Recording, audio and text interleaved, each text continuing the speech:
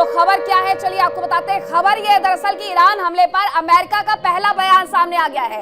अभी तक जो ये बताया जा रहा था कि ये उपस्थित है या नहीं है, अब समझ जाइए अभी हमारे हमले रुके नहीं है। यूएस ने सीधे तौर पर अब इनकार नहीं किया है, बल्कि इकरार कर दिया है कि वो इस जंग का हिस्सा है। उनकी तरफ से कहा गया है कि अभी हमारे ये हमले रुके नहीं है। ईरान हमले पर अमेरिका का ये पहला बयान है, एक बड़ा बयान है। उनकी तरफ से साफ तौर पर यह कह दिया गया है कि वो इजराइल के साथ मिलकर के हमला कर रहे हैं, हमने हमले नहीं रोके हैं, अभी भी हम हमले करते जा रहे हैं। तो ये बड़ी बात कही गई है उनकी तरफ से। Group captain VN Jha ji, देखिए अभी तक ये कुछ खबरें बता रही थी कि अमेरिका है, कोई कह रहा था कि अमेरिका नहीं है, लेकिन अब अमेरिका के बयान के बाद कोई भी संदिग्ध बयान की मुझे लगता है जरूरत नहीं है, ना तो यहाँ पर कोई आवश्यकता है कि अब उनकी उपस्थिति है या नहीं है। अमेरिका ने स्वीकार कर लिया है कि वो मिलकर के हमला कर रहे हैं, लेकिन सवाल ये है कि आखिरकार ये हमला कितने दिन चलेगा। जून 2025 की तरह ही कुछ दिनों में, हफ्ते 2 हफ्ते में समाप्त हो जाएगा या फिर लंबा खिंचेगा? मीनाक्षी जी, अगर हम लोग ईरान को समझते हैं ठीक से, तो आप ये मान के चलिए कि ये काफ़ी दिन का जो लड़ाई है चलेगी। क्योंकि अ, ईरान के ऊपर में किसने अभी अंकुश लगाने की कोशिश कर रहे हैं, कौन से देश करने की कोशिश कर रहे हैं? इसराइल ईरान का पुराना दुश्मन है, वो सबको पता है। लेकिन सारी जो नेसेसिटी थी ईरान के ऊपर में प्रेशर बनाने की, वो अमेरिका की थी। और जो कल परसों में जो वार्ता हुई थी जिनेवा में, वो वार्ता सक्सेसफुल नहीं हुई थी। वो उन्होंने कहा था कि we have covered some grounds, लेकिन ईरान कोशिश कर रहा है कि वो समय और आगे बढ़ाते जाए। अब नेक्स्ट वार्ता जो है 1 हफ्ते के बाद होनी है। तो ये अमेरिका को काफ़ी लंबा खींचने का प्रयत्न किया जा रहा था ईरान की तरफ से, और ये जानते हुए कि अमेरिकन एसेट्स आज के दिन में 51 से ज़्यादा वॉरशिप जो हैं वो समुद्र में तैनात है, चाहे मेडिटेरियन हो, चाहे अरेबियन सी हो, चाहे रेड सी हो।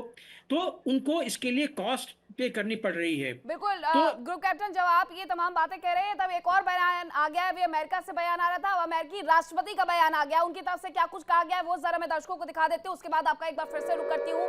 तो अमेरिकी राष्ट्रपति ट्रंप की तरफ से इस पूरे युद्ध को लेकर के बयान दे दिया गया है। ईरान हमले पर ट्रंप का पहला बयान आया। उनका कहना है कि यूएस ने अपना वादा पूरा कर दिया है। उनका कहना यह भी है कि हम अमेरिकियों की रक्षा के लिए ऐसा कर रहे हैं। कुछ समय पहले ही ईरान पर हमला हुआ है, ट्रंप ने यह स्वीकार कर लिया है। अब कोई गुंजाइश नहीं रह गई है, इफ एंड बट की स्वीकारता आ चुकी है। अमेरिका ने ईरान के अंदर ऑपरेशन किया है, ये शुरू कर दिया है, ये उनकी तरफ से तमाम बातें कही जा रही है। तो अब ये समझा जाए कि हमले की जो पुष्टि है वो कर दी गई है, और सीधे तौर पर इजराइल जहां उतरा हुआ है तो अमेरिका भी उसके साथ खड़ा हुआ है। और अमेरिका ने तो पहले ही अपना लंगर डाल लिया था, सबसे बड़ा लंगर उसकी तरफ से डाला गया था। लेकिन इन सब के बीच में अगर ट्रंप की तरफ से आलोक जी, ये बड़ी खबर है कि ट्रंप की तरफ से अगर ये बयान आया है तो क्या कुछ इसके मायने निकाले जाए। लेकिन आपसे सवाल लूं उसके पहले, ट्रंप का जो बयान है वो जरा हम अपने दर्शकों को सुनवाते हैं।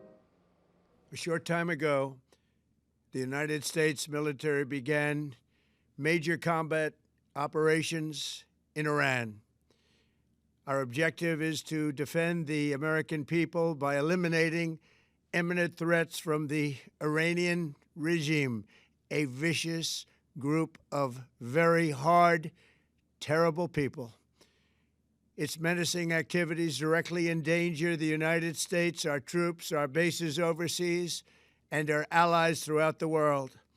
For 47 years, the Iranian regime has chanted death to America and waged an unending campaign of bloodshed and mass murder, targeting the United States, our troops, and the innocent people in many, many countries. तो brigadier, सबसे पहले अब मैं आपसे ये समझना चाहूंगी कि ट्रंप का जो बयान सामने आया है, ट्रंप के बयान के साथ ही इफ एंड बट वाली स्थिति खत्म हो गई है। उनका कहना है कि हमने बहुत समझाने की कोशिश की, 47 सालों का जिक्र वो करते हुए नजर आ रहे हैं, लेकिन ये पहले से प्रायोजित था, इसीलिए एक बड़ा लंगर डाला गया था मिडिल ईस्ट में ताकि घेरा जा सके जब जरूरत पड़ जाए, ईरान ना माने तो झुकाने के लिए। देखिए, बिल्कुल आपने सही बोला कि ट्रंप ने 47 इयर्स का जिक्र किया, so obviously he is hinting at regime change. पूरे 47 साल इस रेजिम की बात कर रहा है कि किस प्रकार उन्होंने लगातार एंटी डेथ टू अमेरिका वगैरह चैंट किया। तो रजीम चेंज के ऊपर फोकस कर रहे हैं। नाउ रजीम चेंज कैसे होगा?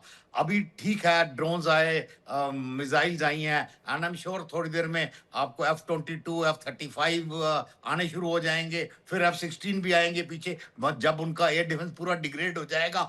बट स्टिल रजीम चेंज के लिए आपको इससे ऊपर चाहिए, आइदर आपको बूट्स ऑन ग्राउंड चाहिए या एक इंटरनल रेबिलियन, जो डॉक्टर सोहेला वाज ट्राइंग टू से, I would go for it कि जो इंटरनल इंप्लोजन है, that is that now is the अभी वक्त है कि उसको और एक्सेलरेट किया जाए। यानी कि जो लोग सड़कों पे आ रहे थे, पहले आ रहे थे, जिसको ईरान ने दबा लिया था, वो एक बार फिर भड़के, और स्पेशली नाउ क्योंकि गवर्नमेंट फोर्सेस और उनका इंफ्रास्ट्रक्चर तबाह हो गया है, हो सकता है वो इस प्रकार रिप्रेशन ना कर पाए उनके खिलाफ, एंड अगर दे गेट आर्म्ड, ये डायरेक्टली इन्वॉल्व हो सकते हैं। And I think Mossad would already be working on this, वो ऑलरेडी इस पे हरकत कर रहे होंगे, इस प्लान पे कि इसकी अपना एयर बैटल के लड़ाई के आड़ में रजीम चेंज करा दिया जाए। बिकॉज अगर फिजिकली अपने फोर्सेस भेजने हैं यूएस को, चाहे बलूचिस्तान की तरफ से या इराक के, वो बड़ा लंबा मैसी अफेयर हो जाता है, फिर वो जंग बड़ी लंबी खींचेगी,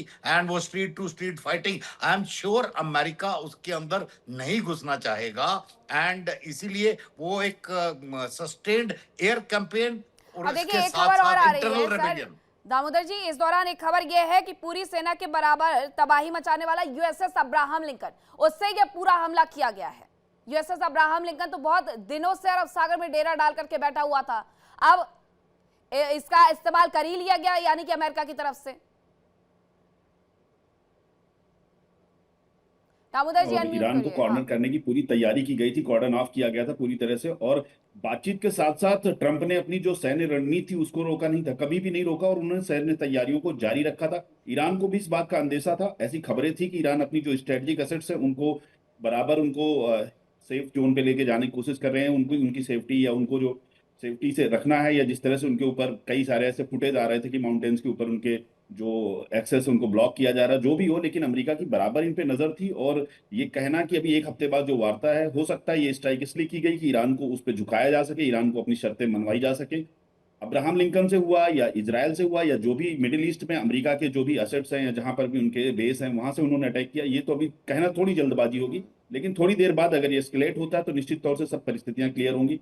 अमेरिका एक लंबे लड़ाई की तैयारी में है, और इराक हमले से जो अमेरिका ने सबक लिए, बूट ऑन ग्राउंड पे जो अभी सर बात कर रहे थे अफगानिस्तान से, मुझे लगता है अमेरिका इस बार वो गलती दोहराने वाला नहीं है।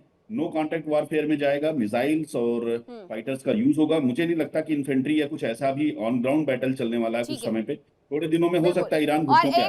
देखिए इंडिया डेली 24/7 अब आपकी स्मार्ट टीवी पर।